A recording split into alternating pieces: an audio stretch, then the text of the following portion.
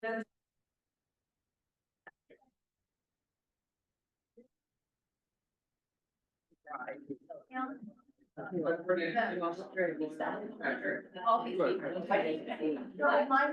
the Zoom is on. Now you can go back to your. To your.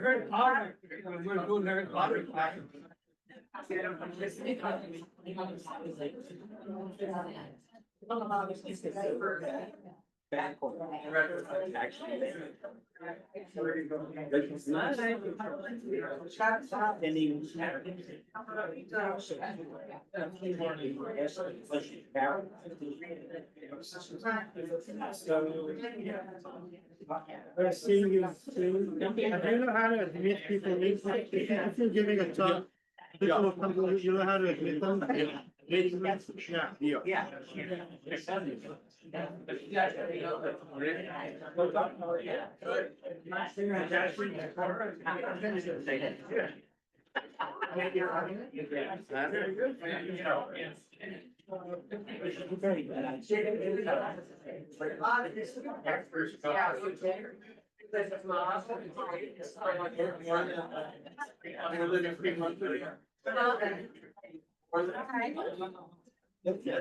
I don't know. This is where you get attractive people sit.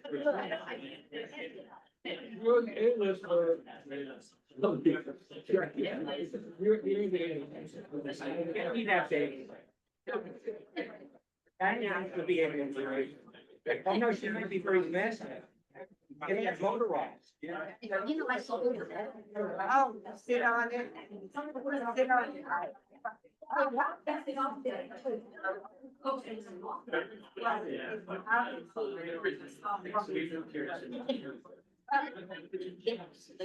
What a practice.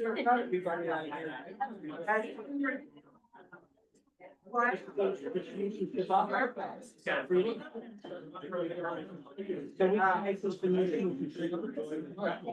They sometimes.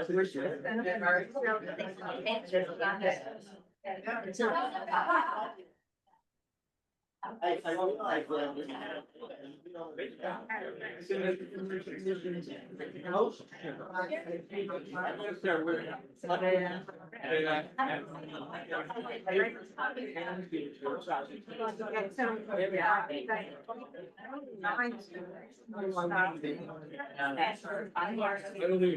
go shop. I didn't want to use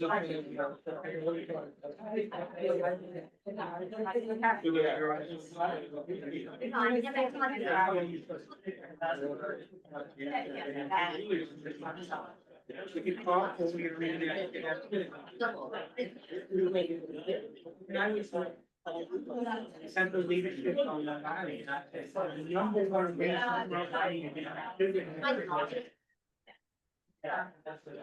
that's all your kids.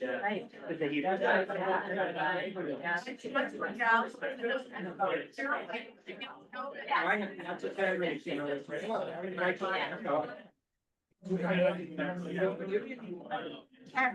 My parents are paying. Ruben, are you also able to share screens so that the people are saying us? I just did. I know, you're amazing. I'm doing stuff for every day. I'll start.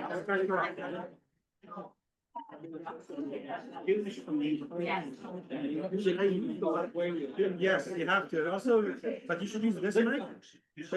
Turn on. And then later on, if you want for questions, I should be happy to.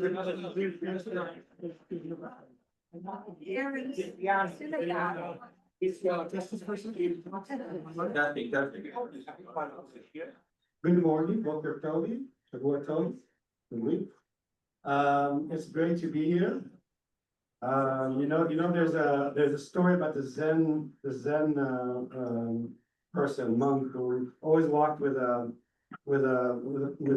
one hand with a piece of a loaf of bread and the other one with a rose. And was asking, why do you have the loaf of bread? He said, it's to have something to live from, something to feed from. And why are you holding the rose? He said, so I have something to live for. Right? So I'm holding a mic in one hand and a pear in another. And I don't know how that translates exactly. It's great to see all of you here. We're past the high holidays. We're also past our mini series within the series of sinner forgiveness. For better and for worse, we can move on to other topics. And our journey together of all of the Bagel. And it's a wonderful treat for us that our very own Dr. Ruben Flores made it all the way from the U of R, where he usually teaches history, to talk to us today. To common folks like you and I. And we're looking forward very much to your lecture. I just want to say that after Whole of the Bagel today, there'll be another amazing learning opportunity with the chair of the Israel Committee, Dr. Bob Israel, who anyone here has trouble sleeping should come to his lecture. I asked him, is it because your lecture is so boring that everyone falls asleep in the middle? Apparently, no. Apparently, he's an expert of why people can and cannot sleep, and we want to hear that as lecture. And next week, we're having another interesting lecture, empiricism and Jewish experience, perspective, and intergenerational trauma, with someone who researches that at U of R as well. So never a dull moment here at Nickel Sinai.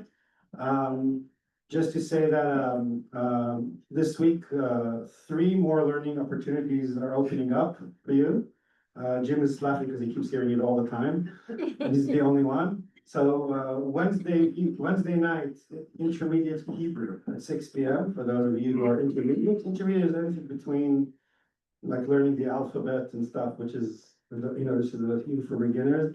And so if you think that you're just come to intermediate Hebrew at 6 with Pauline Rosenberg, and then at 7:15, actually, Feliza, my wife, who is in the room, will be giving a 5-week lecture on the Song of Songs.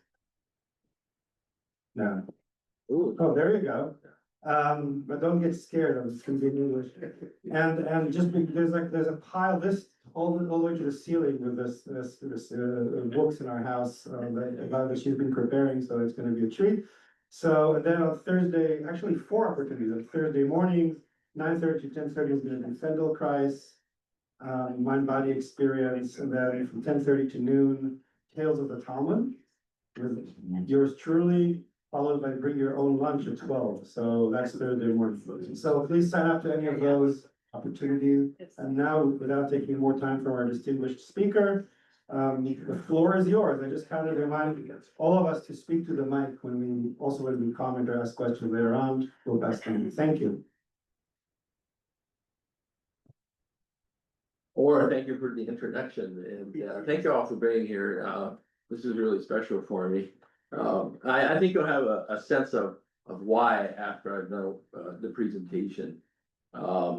My name is Ruben Flores. I am Associate Professor of History at U of R, where I teach US and Mexican history. And it'll become obvious why I teach both. There are not many comparativists on history faculties, at least not on small history faculties. But I started as an Americanist, and by virtue of my interest in intellectual history, I became a specialist in Mexican history as well. I primarily study 1850 to 1950.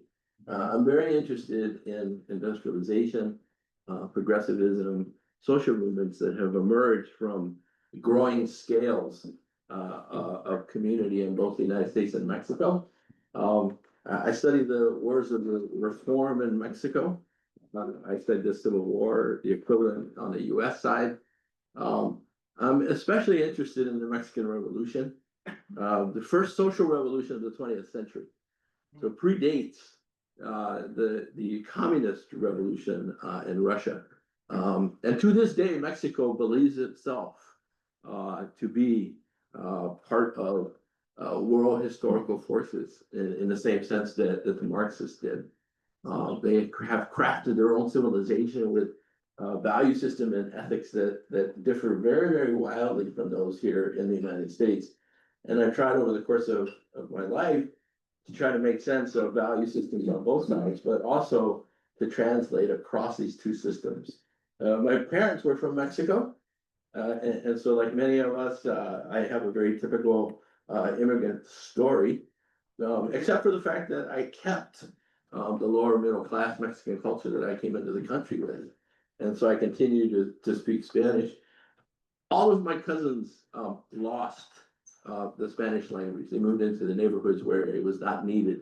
Whereas my parents raised us in a particular place where I was raised with Mexicans, not Mexican Americans. The people that I lived with were very recent immigrants. And so they brought entire ethical systems that were completely different from the Mexican Americans that I grew up with. In the schools, in my neighborhood, it was Mexican, the schools was Mexican American. And there were many, many levels of conflict among these peoples that I have spent the better part of my life trying to understand. I'd like to introduce you to Alexander Pacalis, an intellectual that nobody knows about from the Pale of Settlement in Europe, who became fundamental to the struggle for Mexican American civil rights in the United States. And I think it'll become obvious how this happens once I tell his biography. But by juxtaposing what I will call a Pale of Settlement in the United States, meaning the place where Mexican immigrants came to in the United States as refugees from the Mexican Revolution. And you'll see in the maps the mental leaps that I'm trying to make as I begin fleshing out this book. This is going to turn into a book that I think I can publish it very, very quickly because I've been thinking on it for 20 years. And the problem has been the problem of narration. It's how to tell the story. I know the elements of it, but I need the hook. I've needed the hook for a very, very long time. My presentations like this are very helpful to where I want to be. So let me get started because I've got a lot here to cover and I want to leave plenty of room for questions. We all are familiar with the Pale of Settlement in Europe, of course, and you can't avoid it because of the news today. And so I have it here in outline form. Alexander Pacalis was born in Odessa in 1902. There's a picture of him there on the left side. He left Odessa in 1917. According to his the biography of his life that was published by his wife, he never wrote himself about his own story. He left it to his wife to do that. She was Italian Jewish, and she'll come in just a second. He fled Odessa in 1917, according to his wife, on the last ship before the Bolsheviks took over the city. But his papers are filled with the history of discrimination, segregation, and death. The very typical story that we have heard about pogroms after the 1905 revolution in Russia. And so we're moving in the direction of the rise of the Soviet Union. There is no longer a Pale of Settlement for obvious reasons. People have moved into the Americas, they've gone to Israel. The rapid change and transformation of political economy in Russia, right, has destroyed the former communities that were once there. Pacalis always affiliated himself with these places. And one reason his wife later said is that his Jewish identity was the only thing that he had in the world. He couldn't attend schools. He was a brilliant theorist. He was a brilliant mind in many different ways, and it'll become obvious how. Yet he could not attend the schools that were run by the Tsarist government. Equally, the economy in large scale was off hands to him. This is the experience with which he was raised. It was because of the fear of death that he flees in 1917. And I have a map here of his trajectory. He eventually ends up in New York City in 1941. It's not as easy as this map shows. He starts in Odessa, he goes to Istanbul. From there, he goes to Vienna, he goes to Leipzig. He ends up in Florence, Italy, because of the rise of the Nazis. And in Italy, he becomes a legal scholar. He goes to the University of Pisa, and he's doing ordinary quotidian law when he first starts his career, trying to help Jews come into Italy as they're fleeing the Pale of Settlement. He's helping with real estate transactions, little things. It was enough to make a living for him.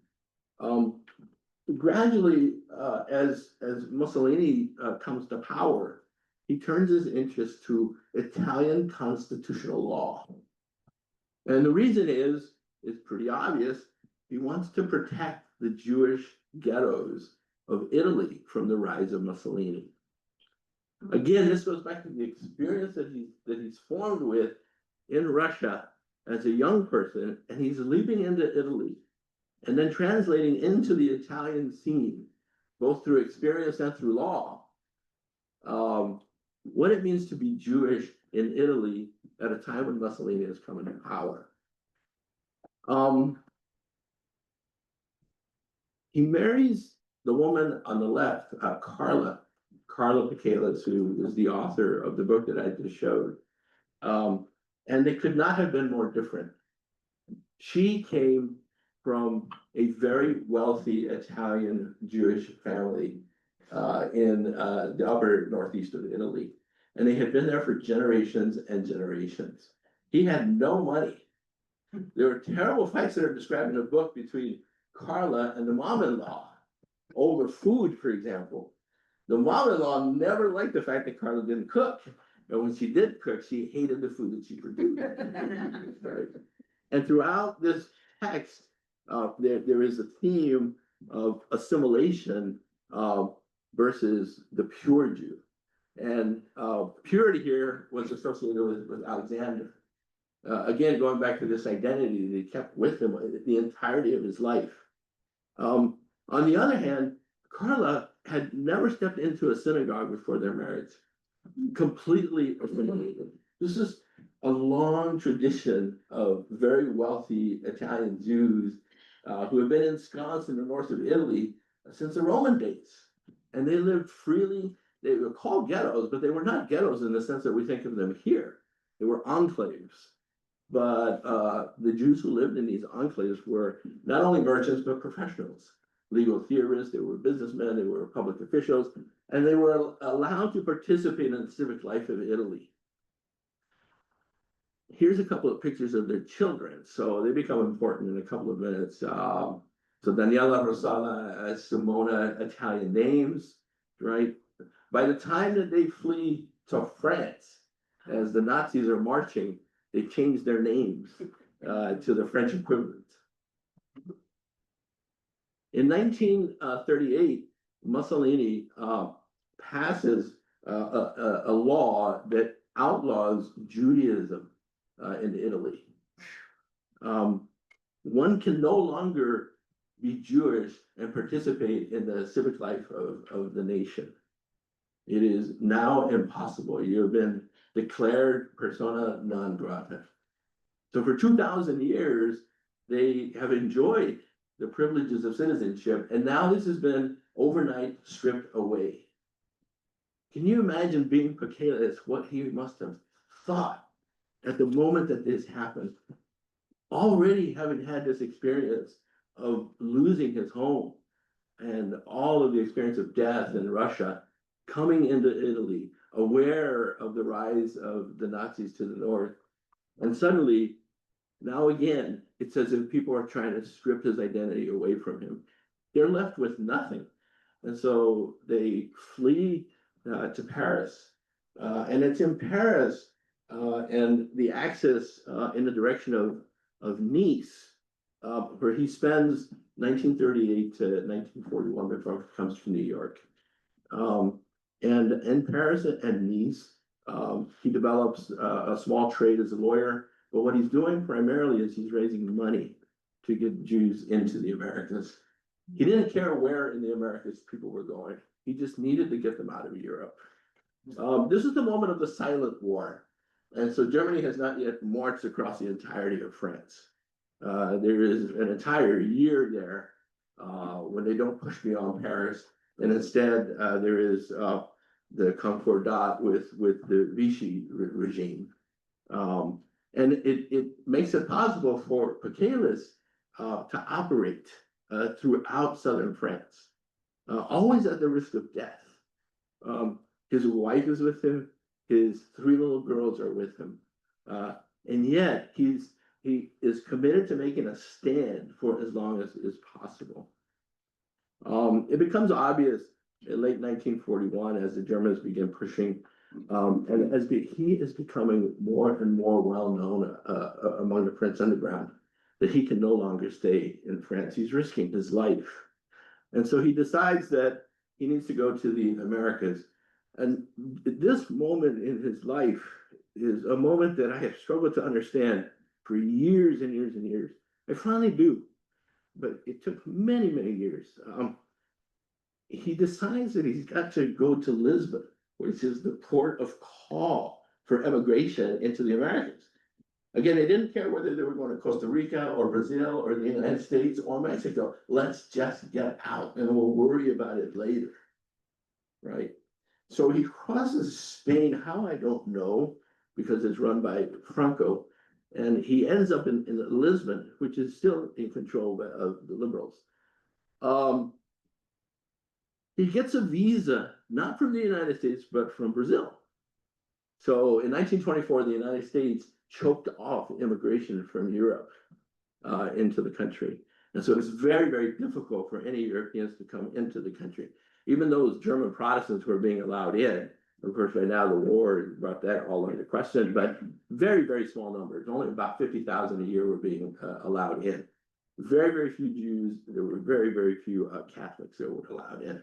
So he's in Lisbon. He gets a visa to go to Brazil. And as they're getting on the boat, a reflection of that boat back in Odessa, the consular official tells them, Mr. Pacalis, I have one suggestion for you. He says, when you get to Rio de Janeiro, do not tell them that you are a Jew. What does he do? He takes the papers and he rips them up and throws them into the air. I never understood that move. I do not, but it was the big questions of my life. Why would a person put not only his life in danger, knowing that the Germans are marching, but the lives of his 3 children and his wife? And I later realized it's because if I cannot be free to be a Jew, I cannot exist. And I would rather die than not exist. It's a fascinating story. In 1941, he emigrates to New York City. And there he gets a job as a researcher at the New School for Social Research. A brilliant mind. And by now he's picked up law, not only from Italy, but from Germany and from France. Right? This is a very pliable mind. And a guy who was willing to do whatever it could to understand what law could do to protect people from the central state. I'm going to move to the West now, the American West, rather than the European West. But let me point out just a handful of little towns in the Pale settlement. So Odessa is in the far south. Białystok, Poland is to the right of Warsaw. And that's the little dot that is furthest to the left. Vilnius in Lithuania is at the top. And then there are 2 little towns in Belarus that are, today they're just north of the nuclear reactor at Chernobyl that melted down. But I want to point these out because, and I'm sorry my picture of Claudia Sheinbaum didn't come across here. There's a beautiful image that I had there of wearing the presidential seal in her white, beautiful dress. Sheinbaum's family is from Lithuania. They came from the Pale settlement in 1928. And one of the things that the groups of Jews who immigrated from Lithuania did was to construct the most famous synagogue in Mexico, in the middle of Mexico City, right next to the National Palace. And it's known as the Justo Sierra Synagogue, right? These are two slides from one of my students, a student named Matt Freeman. I had him do an assignment to study Jewish community building in Mexico City. And so he produced these slides as part of his public presentation. You can see from the outside that it's a nondescript building. It's a Spanish colonial building with the plaza right in the middle. And during the war, the Jewish community from Lithuania converted it into their synagogue. And one of the things that you can see here is that they replicated the Lithuanian synagogue to a T. You can see the exact same art. The aesthetics are exactly the same.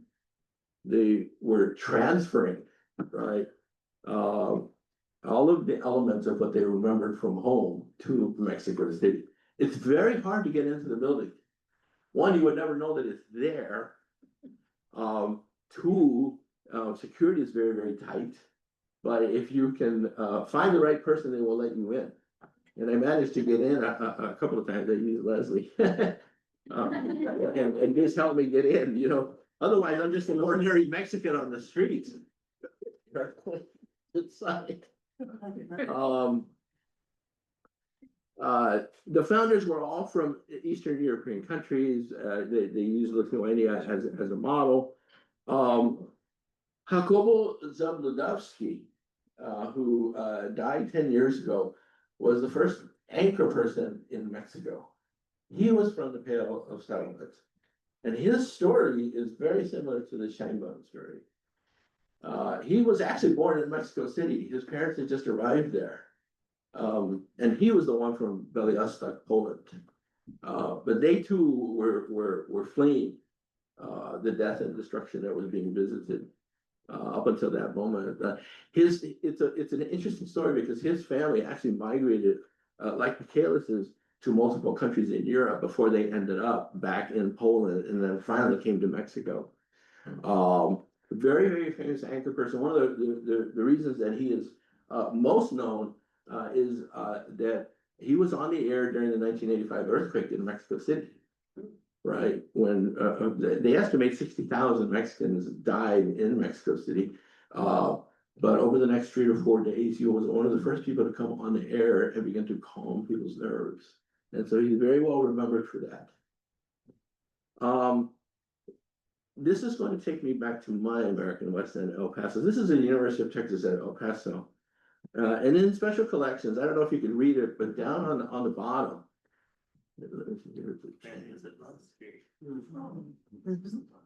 We can't see. Yeah. You can see? Fanny Zablowski, is that the one? Yeah. Yeah, she's there. Okay, let me take this now.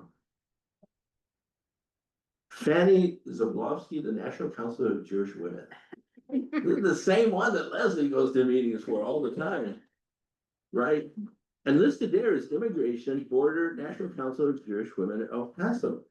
And I have been looking for this family, the Zablowski family. Where are we? Oh, wait a minute, let me go. Yeah. I've been looking for this Zablowski family in order to find their immigration history. And at Rice University in Houston, there's the South Texas Jewish Archive. And there I found a book that was written by a family member, and over 40 pages it describes the immigration, again, from the Pale of Settlement. Her family comes from those two little towns just north of Chernobyl. But importantly, she ended up in El Paso working to bring Jewish and Mexican immigrants into the United States, beginning in the late 1920s. And again, it was impossible to go through the coast. You could not go through Los Angeles. You could not go to New York. You could not go to Washington. Old Ellis Island was no longer there. And there's something very funny about the immigration law of 1924. Joni, do you know this? I don't know. Yeah. So the immigration law of 1924 nowhere mentioned Latin Americans. Oh, yeah. Right. There were no quotas for Latin Americans. They were not considered a threat. In fact, they were invited into the country because they needed the labor power in the Southwest. Right. And so this gave Jewish intellectuals and activists like Fanny an opening. They could hide people as they were moving back and forth. And so they became very, very eminent members of these border communities because they were the power brokers that allowed people into the United States. And Fanny is very well known in my hometown, El Paso, and Ciudad Juarez across the border. And the case files at UTEP, they state that there are 238 files, but that doesn't begin to tell you the number of people within each file. There are 20 or 30 people per file. And so over the course of the time that she spent working with the National Council of Jewish Women, there's at least a representation of 2,000 people that are moving back and forth. And so it's very easy to tell who it was and where they were coming from. One problem with that archive is that it's not, there is no permission to publish anything from it. So you can't publish pictures, and you're not supposed to publish any information from the data sheets without special permission from the family themselves. And that may have been for obvious reasons back in the 20s and 30s, but 100 years later, it'd be wonderful to get them to open it up. So the girl's father, Meyer Hutman, had been killed in a pogrom following the assassination of Tsar Alexander III. Leah was discharged to Isaac Goldstein of Jeanneret, Louisiana, but returned with sister Fanny to their mother in San Antonio. They bounced back and forth, interestingly, not only Louisiana to Los Angeles before settling in El Paso, but in the Dakotas. There were family members that were farmers back in the Pale. And so they ended up in North Dakota, where much of that family still is. If you look up her name, you'll find the most fascinating set of descendants all over the world. It's very, very interesting. There she is again. This is the special collections folder at UTEP. So let me stop. Does anybody have questions, comments? Yes, ma'am. Wait, we have to train ourselves. Pass the mic to one another. In the previous slide, it said that she was discharged to this man, Isaac Goldstein. Does that mean she was being married to him? Or was it there was a relative? Ike was the name of her husband. So I'm assuming that this was the same person, but I don't know, and I'm still trying to track down all of the information that's related to her life. It's possible that it wasn't, but Ike was the name of her husband. So it sounds like she came to the US to be married off to this man. And then, then she bounced back to her mother. Possibly, or there were way stations, where people were being kept with family members for X, Y, or Z reasons before a permanent home was found. I really, this is, I don't have an answer to this question. I'd like to know more about it. It's just interesting the way it said that she was discharged. Well, no, I think this has a lot to do with the place of women, right? And a sort of gender history in these immigration paths, but also the kind of activism that they perform. In fact, a lot of the records at UTEP are under the National Council of Jewish Women, even though everybody knows that it was Fanny that was doing the work. And her husband, at first didn't want her working in public, and she was bouncing back and forth along the border as well, talking to Mexican officials. And he found it very, very difficult for to fathom the idea that she was putting herself out there in that way. And she persisted, and she became more famous than he ever did. I wanna point out that there is a larger story of the Pale of Settlement beyond Pecala's proper. And for those of us who grew up in El Paso, you can make the mistake of, I have a map here, and you can see the little red circle. So I have one, Ciudad Juarez right in the middle, which is where Fanny was doing her work. Down in Mexico City, you can see Zablovsky, the anchor person, and the family of exiles like Scheinbaum. You'll notice in Los Angeles, Phoenix, and San Antonio, I've got three little circles. Michaelis becomes important to court cases in these areas. You can make the mistake of thinking that the history of Jews in the American West is only relatable through these pinpoint episodes. But when I grew up, everybody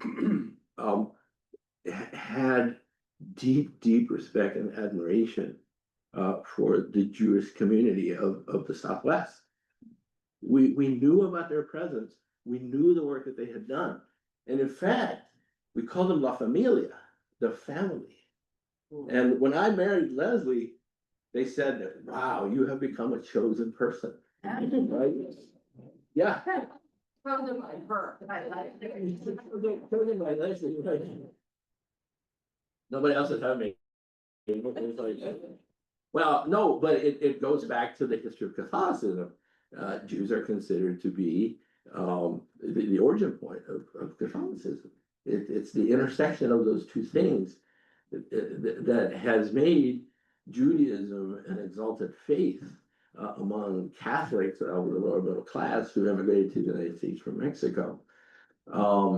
We also associated the Jewish community of El Paso with cosmopolitanism, the ability to move in and out of countries, to speak multiple languages like Hebrew, Spanish, French. They were still speaking Russian, and they moved in and out of these circles very easily in ways that lower middle class Mexicans did not. We admired the fact that they were not only farmers, the case of North Dakota, but that they were merchants, they were doctors, they were lawyers, they were professors. How did a people get to have such position in a community like El Paso that they were not native to, right? And so there's an entire popular culture in the places where I was raised about Judaism. We haven't even begun to talk about the crypto Jews and their presence in New Mexico. And so people understand that they have a history and an experience that's there, and it's very deep, right? There were no epithets. There was no revulsion at the idea of being Jewish. There was only deep respect for the community. Right? That holds true for much of the American Southwest, at least the one that I knew before I left. Obviously, it might be quite a more complicated story today, but I want to go back to Michaelis now, segue through Fanny's work in El Paso. This is what I'm still struggling to develop in the book. I am calling this shade of black on the map the Pale of Settlement for Mexican immigrants. This is where refugees from Mexico came to the United States. This was in 1930. It is not much different today. The preponderance of, it's labeled Hispanics, but truth be told, almost everybody that's in the shade here is Mexican origin. They're not the first Latinos in the country. The first Latinos are Puerto Rican and Cubans. And it's not, my colleague at Rockport who studies Puerto Rico, they were in New York before the Mexicans started arriving in large numbers in the American Southwest. And nonetheless, one of the things that Fanny Zablosky and Alexander Michaelis realized was that with the immigration of both Jews and Mexican refugees into the Southwest, what was happening was a development of two separate social universes. There was a universe for those who were Jewish and Mexican American, and there was a universe for those who were white and not Jewish, who were Protestant. And you can imagine what was floating around in Michaelis's head. Like, here we go again. How Michaelis came to understand the Southwest is a question I still do not know. But let me tell you what the story is in just a second. I've superimposed the European Pale of Settlement with the American Pale of Settlement. In actuality, geographically, they fit very well, right? It's about 900 miles from east to west in the case of Europe. In the case of the United States, from Los Angeles to San Antonio, is about 1,200 miles. both roughly had 5 million people. So there were 5 million people in the case of the Jewish population of the Pale settlement. By 1970, there were about 5 million Mexican Americans in this same area. And so I'm struggling with perhaps making this idea of two pales of settlement the narrative device for telling the story that I want to tell. I don't know. I can move in the direction of a biography of Michaelis himself. So, but for now, let's just use it as a working instrument. These are photographs from New Mexico in 1934, and they detail the quality of life of the immigrants who had come into the United States. These were not considered to be bad schools, but they were separate schools. They were not representative of the bulk of the public schools that most Mexican Americans attended in the access from Los Angeles to San Antonio. In San Antonio, many of them were pecan shellers. They worked rural areas. They were laborers on farms. They certainly were not professionals in any sense of the word, because there were no professions in Mexico. There were, but it was an elite situated in large cities and largely not open to the public. And so the public education system in Mexico really did not start until the 1930s. Right? There was very, very little room to become a professional there. Here are a couple more. These were taken by a professor at the University of Texas named George Sanchez as he traveled across the Southwest trying to understand the social history of these new immigrants who are moving in. One thing is clear: they could not go to school with whites. They could not use public transportation. They could not use the swimming pools. Many of the restaurants were closed to them, and so there were signs: "No Mexicans or dogs allowed." Right. And you can imagine that one of the responses was to litigate their way out of what is becoming a discriminatory community throughout the Southwest. The problem was they didn't have attorneys. Nor did they have the money to find the attorneys. And that's where Michaelis comes in. Michaelis is at the New School for Social Research. He's in New York City. And he starts getting phone calls from American Southwest from other Jewish attorneys who begin to do the work, the good work of defending this new Pale of settlement, right, from the Protestant whites.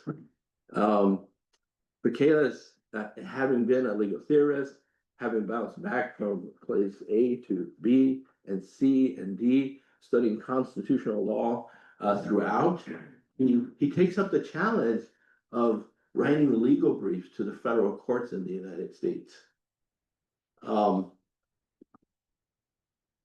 And in these three little towns, right south of Los Angeles, right outside of Phoenix, and right outside of San Antonio, Michaelis puts to work a legal theory for which he becomes famous in legal circles. And this book here, nobody reads this stuff. The 1950 Cornell University Press. It's a series of his essays. It's an anthology of his articles on American law. And if you read the essays, it becomes clear that he is trying to protect Jews from the central state in the United States. In other words, he's doing the same thing that he was trying to do in Europe, and he's translating it onto the North American scene. Right. And in the course of doing this, he discovers that there are other communities. Some are Black. In his case, he starts working with Mexican Americans because of these lawyers out in the West. And he begins to write these legal briefs. And down on the bottom, it says, since this doctrine has received constitutional status in some previous Supreme Court opinions and decisions, the Michaelis brief was a bit on the daring side. The brief deserves to become famous. Right. And I want to take you now into how I first started my work on Michaelis by helping you understand what it is that he does in this brief. The big problem for Mexican Americans in the Southwest. The problem of separation was the Plessy Doctrine of 1896.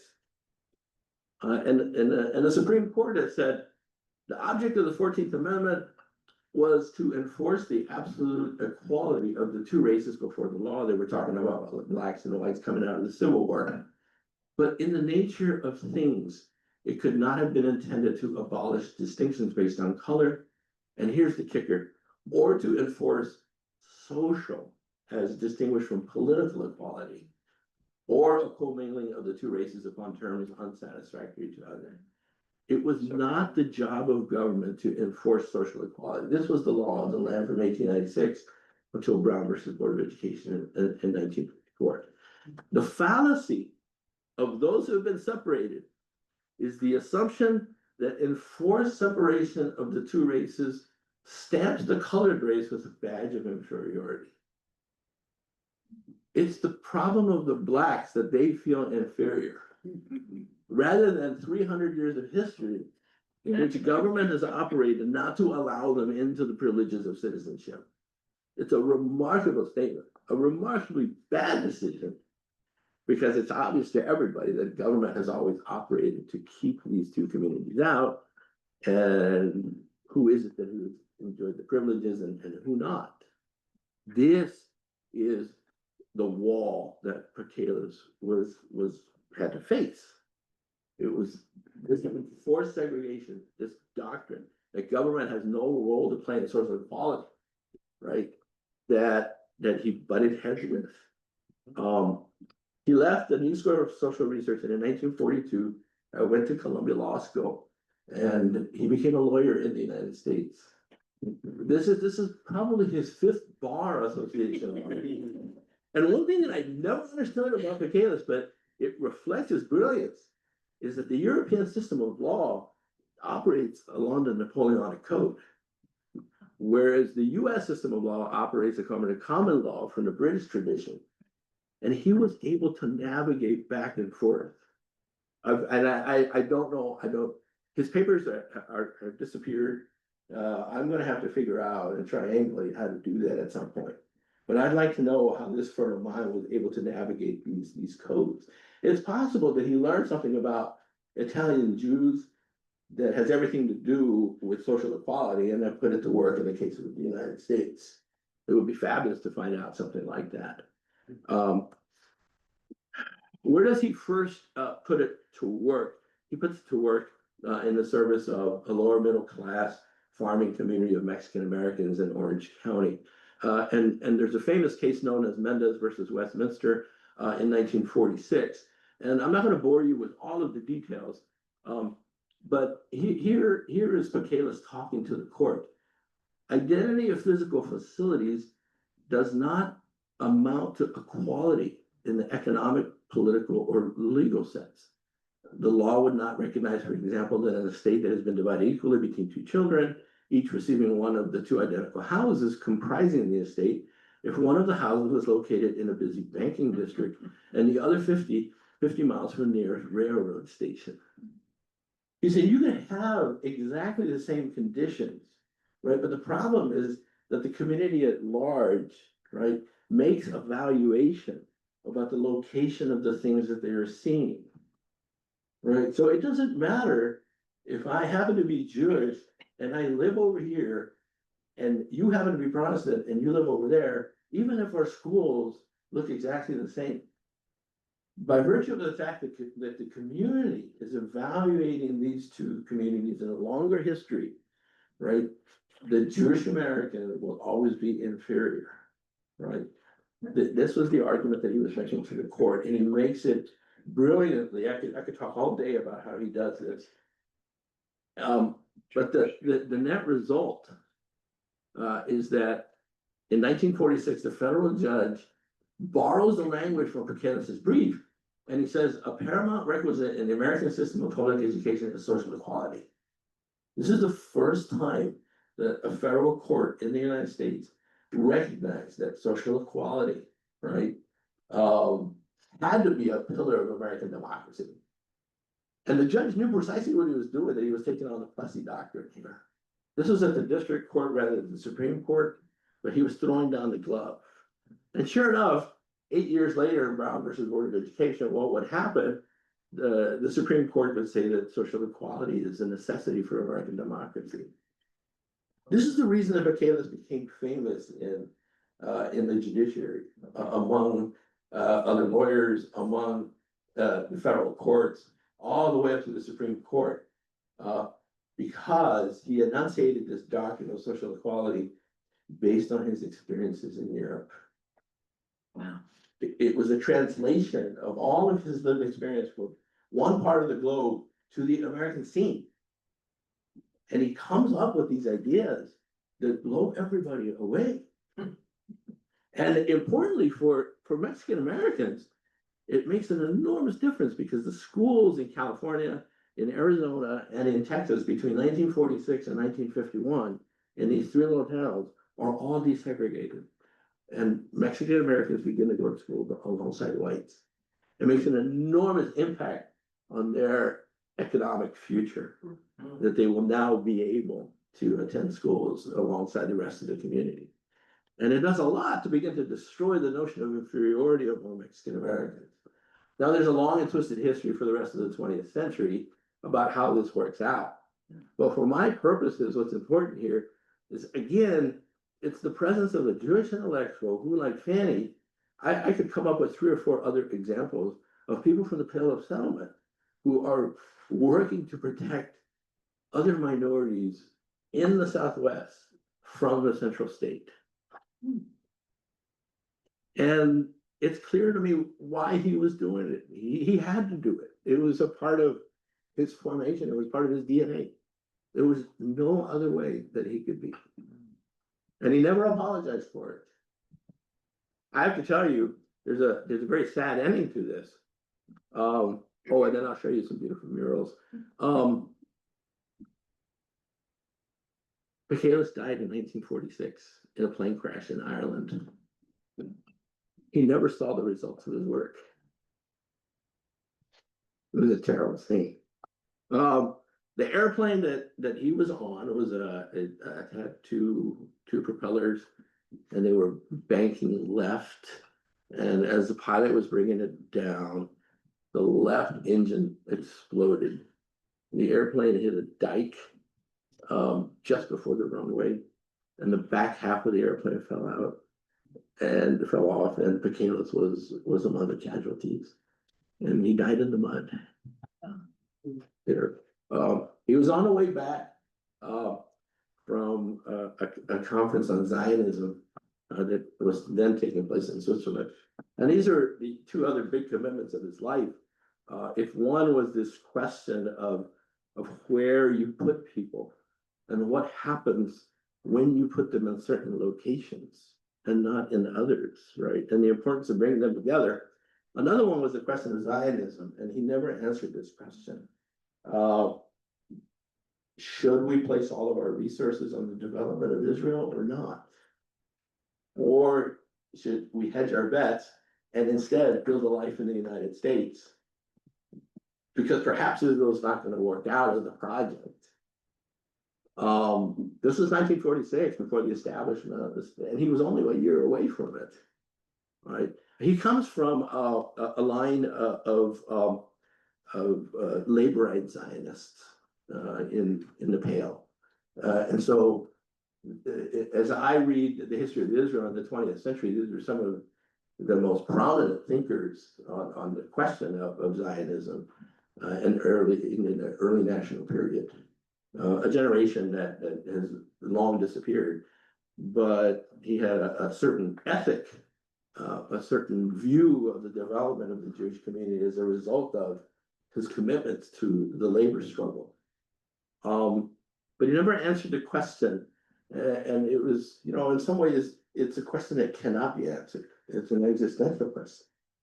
It's the very question of Jewish identity. Where is our home, and what do we do to protect ourselves? Related to it was another conundrum that I wrestled with, and this was the question of, do I protect myself from the central state, or do I protect myself from the provinces?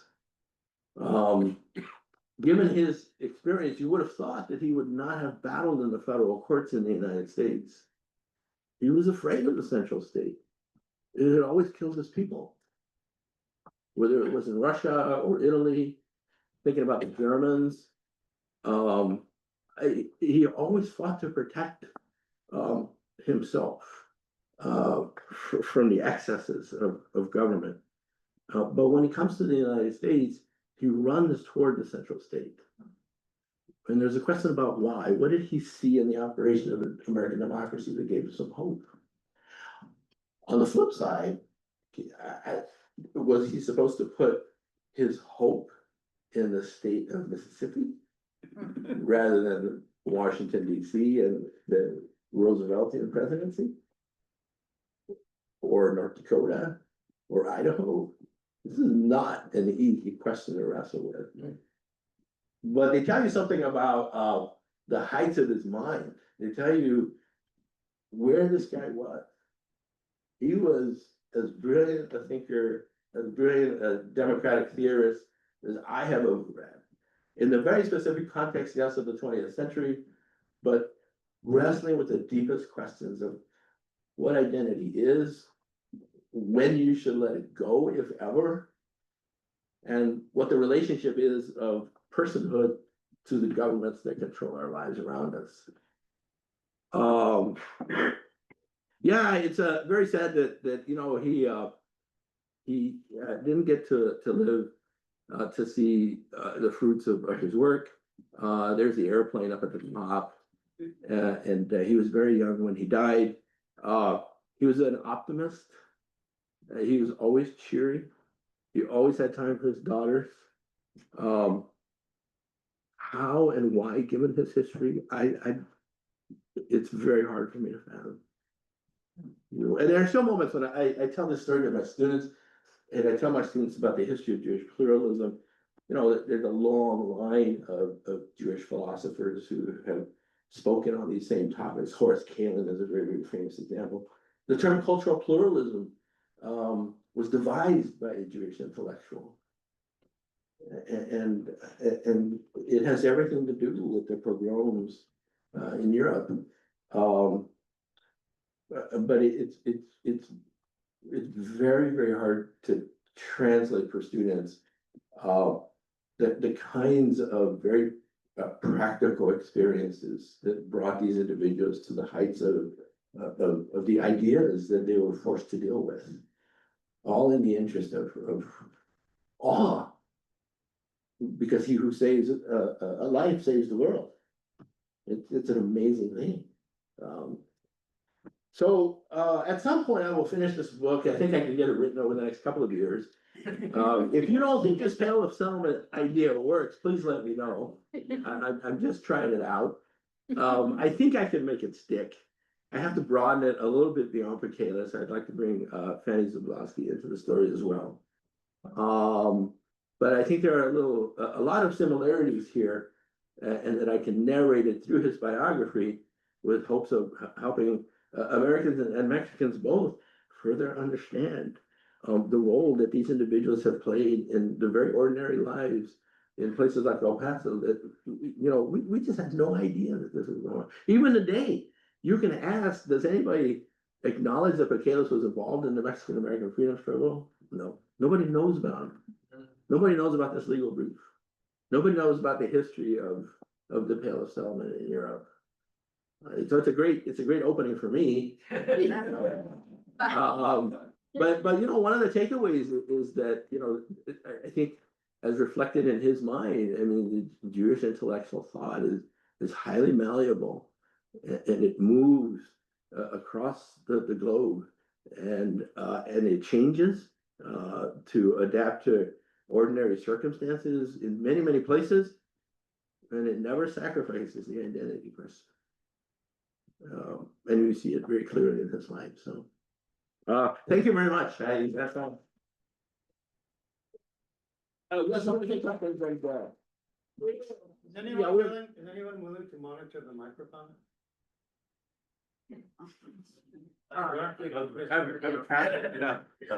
You'll be the monitor and you'll be asking the question. Well, I got, oh, you wanna go first? Go. So, go ahead. Well, I wasn't gonna go first. Is it on? No. There you go. So I'm Ruben's colleague as well as his friend, and I promised him that I would be well behaved. But but I'm gonna break, well, because I've been thinking, this first of all, I think it's wonderful. I told you that already. I think it's a wonderful subject. It will be difficult because of the fragmentary nature of. It's hard to narrate it. But you said, well, this was what he had to be. There was nothing else that he could be. Oh, yeah. And as I'm listening to you, I'm thinking, no, there was Yeah. something else that he could be. Well, He could have it's true. been, It's true.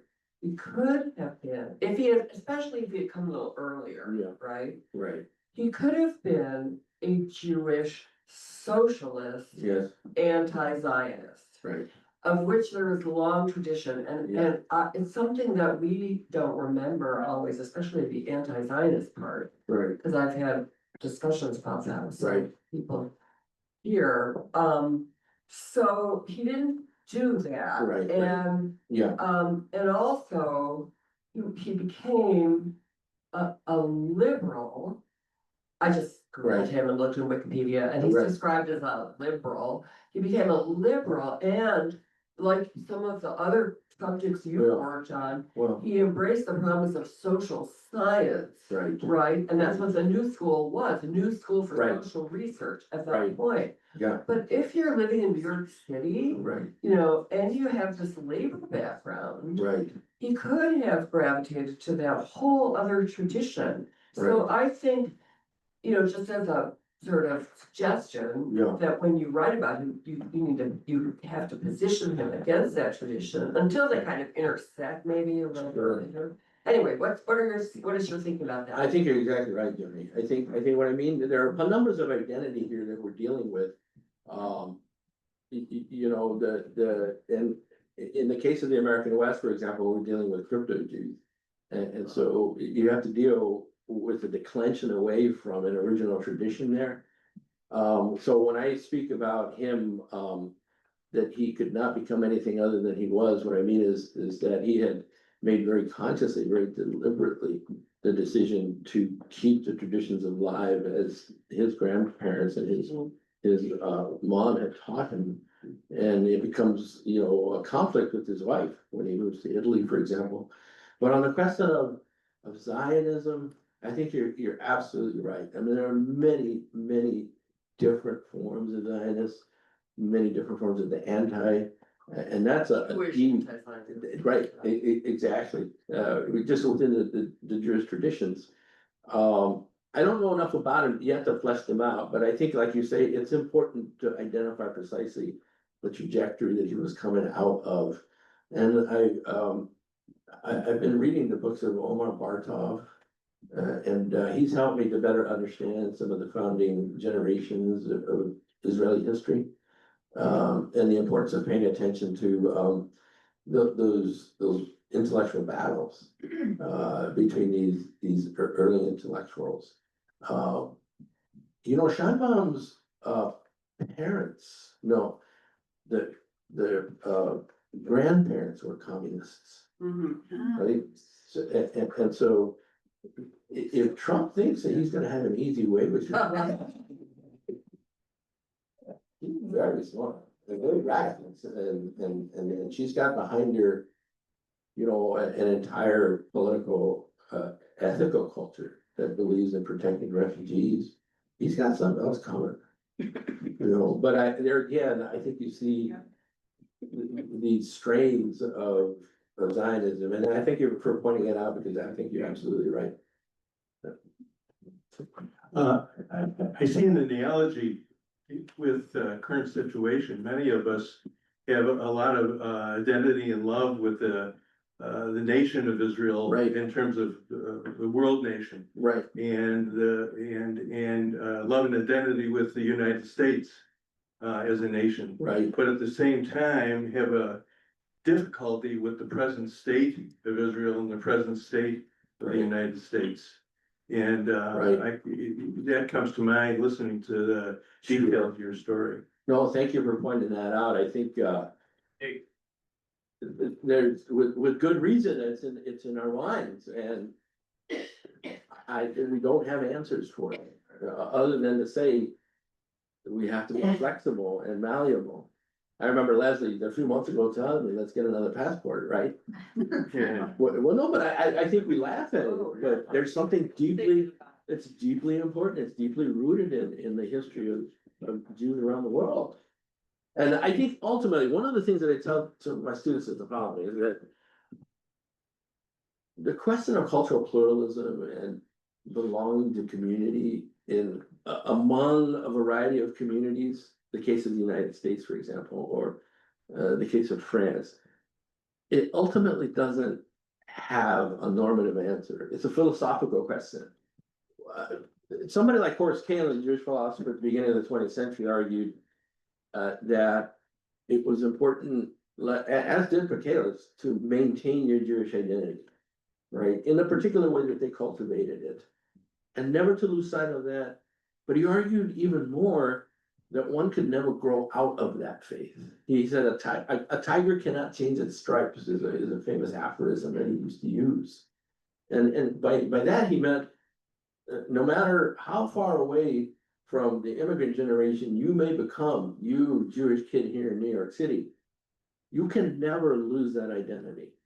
It will always be with you. Now, That means you can never assimilate. what do you tell to those who are assimilated? Right, and who have chosen for perfectly good reasons to do so. In New Mexico, for example, the Inquisition is destroying them. They are rooted in place. Randolph Bourne is a young Protestant philosopher who responds to Horace Kalin, and he comes up with the term known as cosmopolitanism. And he says, the danger of maintaining identity is that you will become the colonialist, that you will become the destroyer. Don't ever believe so much in your own identity that you allow yourself to become the destroyer. This was, I don't talk about this very much, but it's deeply rooted in Jewish tradition, deeply rooted in Jewish thought. So, Yeah, my question, good morning. I have an observation and a question. yes, The observation is, I know from my own experience, Jewish communities in Texas, Houston, and I think El Paso as well. And I'm not big on labels, but you have Reform, Conservative, Orthodox, multiple flavors for Judaism. Okay, so my question, that's the observation. My question then is, if we go over to Mexico, there's probably 50,000 Jewish people in Mexico. not many. Oh, I'm sorry? Not many. Yeah, not many, Yeah. but whatever. Yeah. How does that work? Is it one dimensional? Is it multiple flavors like we have in the United States in terms of the Jewish community in Mexico? No, I think it's primarily a conservative synagogues in the larger cities. And that's about the only place where you see a public expression of tradition and faith. As you say, it's a very, very small community, although it's a very, very prestigious community because of the professions. So many of the Jewish refugees, for example, who went to Mexico City ended up working at the National Autonomous University, UNAM, which is, still considered one of the most eminent universities in the hemisphere. They also helped found the Colegio de Mexico, which is a highly important think tank in Mexico City. And there were many, both Jews from the Pale of Settlement, but also German Jews who were part of that faculty. But I said it's a small community. It's a prestigious community. It's a well-known community. There are many, many ties in the higher echelons of the administration. But it is conservative. You don't find, as far as I know, I've never seen a Reform synagogue in Mexico. And it sounds like it's mostly conservative, not Orthodox. No, I don't see, I don't see the presence of Orthodox at all. I hate to do this, but in a sense, it's good to be, to have a taste for more is a good thing at the end of a lecture. I want to thank you very much, Dr. Flores. Thank you. Because you know, I've known you for almost a year and a half, but I have no idea what an amazing storyteller you are. Oh, thank you. So that's kind of incredibly amazing and you know, the good thing is we know where to find you, so we could have more of you. Okay. But, yeah. Yes, Yes, yes, yes. we want, yes, let's go to Jewish New You knew Mexico. days when you opened that door, Right. went to that That's a good synagogue. idea, that's a great idea, you're gonna chair the committee, yes, yes. And And we'll make some enchiladas too. And I think that the trajectories to current day questions are kind of self-obvious here, and I'm not gonna repeat them, but it's an amazing, I'm looking at the question, what would be the one identity that each and every one of us would say, you know, would say like, I'm not getting on that boat because I can't imagine not being that, right? Like we can maybe we can remain with that echoing question for your amazing presentation. And so I just don't see Bob Israel in the building right now, so I hope he's coming at 11. If you see him, remind him that he has a presentation here. So hopefully we'll see you at 11 a.m. I won't be here to teach the Bogrim class, but you enjoy that presentation. And we'll see you next week or in one of the classes that are happening this week. Have a great remaining of your weekend. Thank you, Art. Thank you, that was amazing. Thank you. So happy you came. I take a photo today. Oh, yeah. Take some photos of you. And I think maybe we can invite next.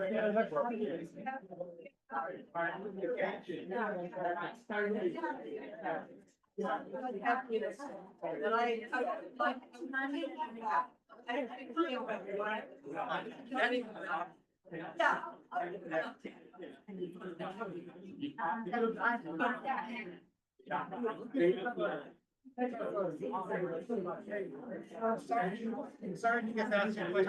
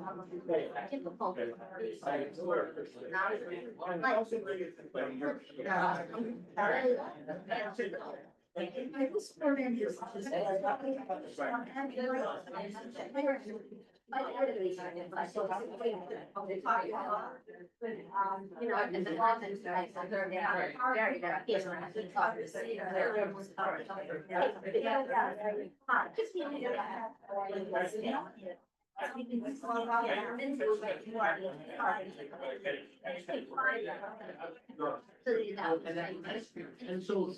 This is very soft.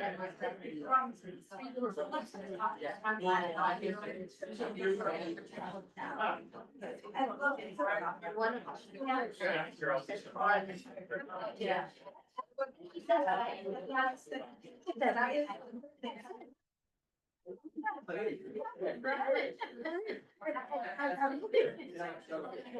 I see your daughter.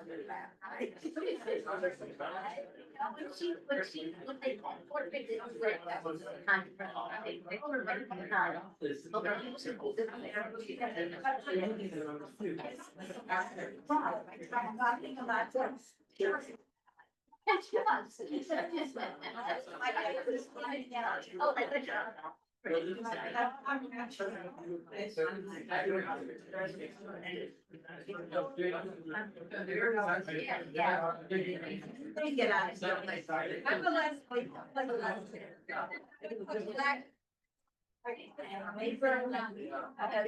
Anyhow, I'm gonna go down. These are.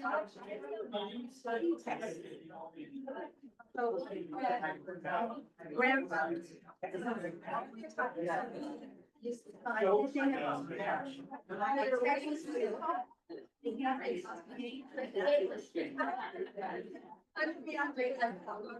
And my other friends.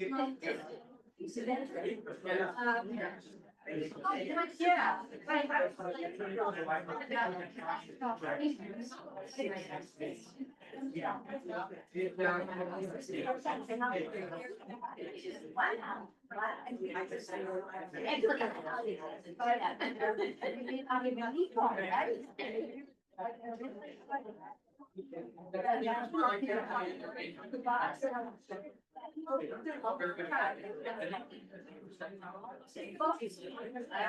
I see. So. Friends of mine, like that, one of the. Was it? We don't mind going together.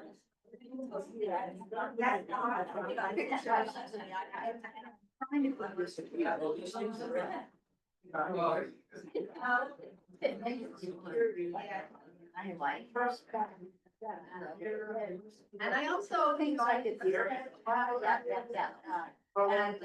when I first got it.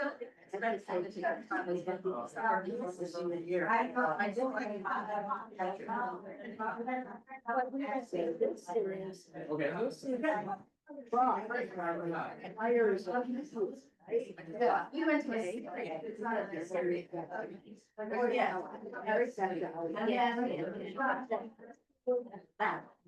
Yes. But the other one. Yeah, it's already off. Yeah.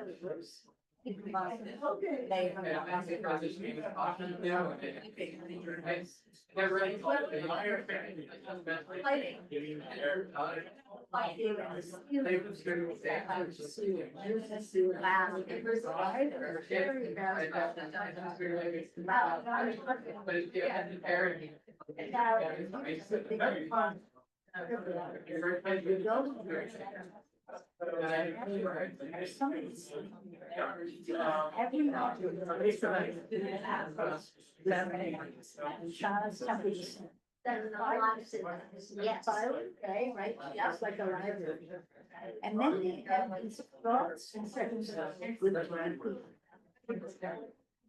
Oh, so if the fish ever. Oh, yes, and that's like, you are, right? But it's by anyone. Yeah.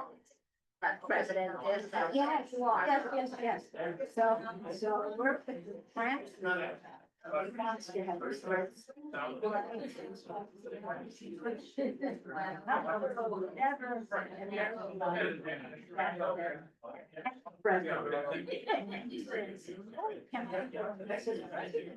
So stay about you. And then. She didn't know how to sign I wrote. She says, that you must be. So I. Yeah. Right, but I came home because when I got this, Donna says, don't wear. Yeah. So they were wow. Even if you wear it every year. So it. Yes, but you. Yeah. Oh, and I didn't bring a napkin back. Here. Here. Even though.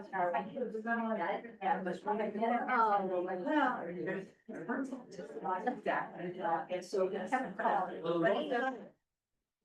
Really, and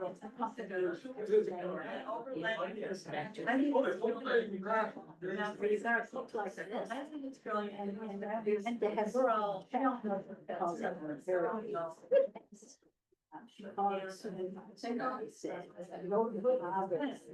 That's what you're trying to. The latest. Aaron got it. Right. Both chambers now have to lift the other one.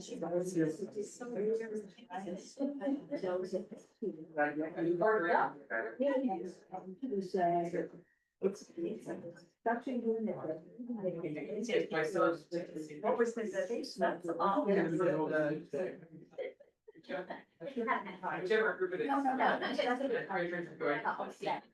That was what the breeding is. Okay. Right? And the problem was not the gender, but the over. Okay.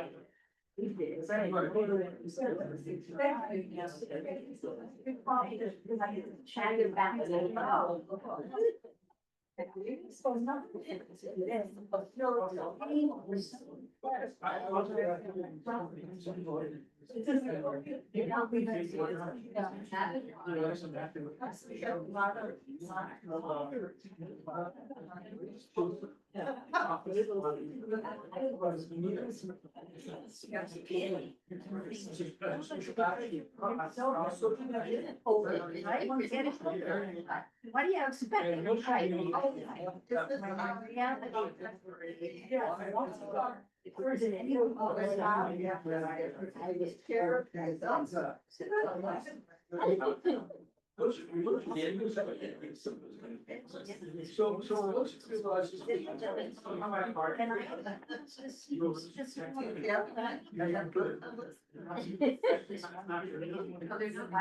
You know, it's one of the, back in. I'm sorry.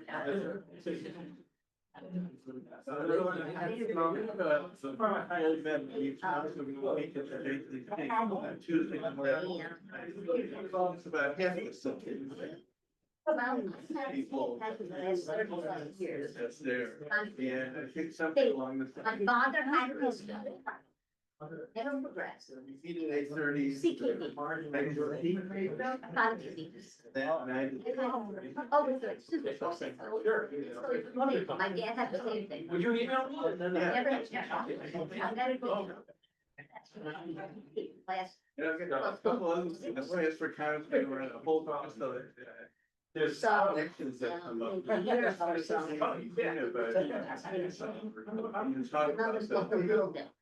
That says, no, it's probably worked out. Haven't been done in 30 years, right? So I went.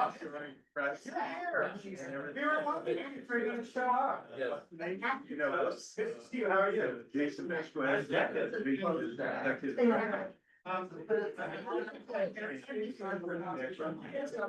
I think one Spanish is there. Yeah, so. No, you're seriously. Take action, yes, it's a. Yeah, but yes, it's not absorbed. I'm retired, So it's probably. area of central and south. So they said, I didn't realize it was going to the same place. People there did, but I felt in there, it was a bit of a shot. It was a bit of a shot. About. I said. I would love to talk about that. And. It took another week or two, and I realized.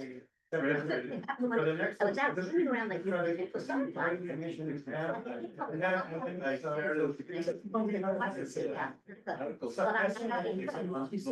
Right?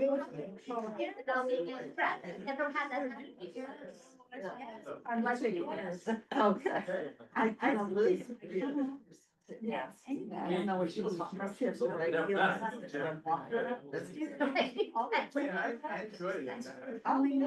Ready, guys, enjoy the talk, get ready for a treat. I know, I wanted to, yes. Yes. How those active, I think that this is our secret Yes. Our secret treasure. Our mind. That's really, Yes. really, we have Yeah, so yeah, much, so yeah, many yeah, yeah. resources, it's such a brilliant mind, really. Ruben, that was so fabulous, Yeah. man. Oh, you're here. Oh, You weren't thank supposed- you. you weren't supposed to hear that last Oh, time. thank you. Actually, I didn't hear it. Was it good or bad? Was it good or bad?